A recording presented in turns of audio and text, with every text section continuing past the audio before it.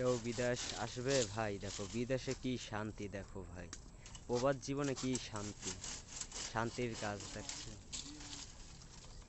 দেখো দেখো, এটা হলো বিদেশ।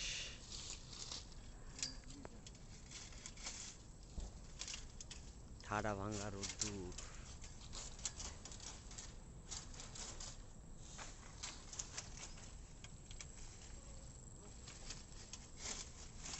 ফুটবল খেলার মাঠটি মেয়েদের।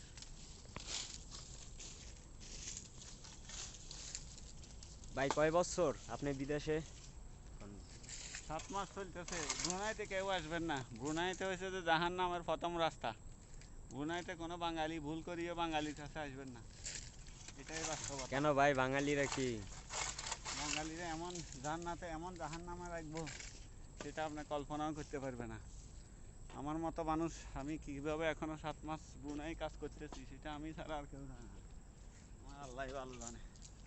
সুতরাং ভুল করি কোনো বাঙালির কাছে কেউ আসবেন না, এটাই আমার রিকোয়েস্ট।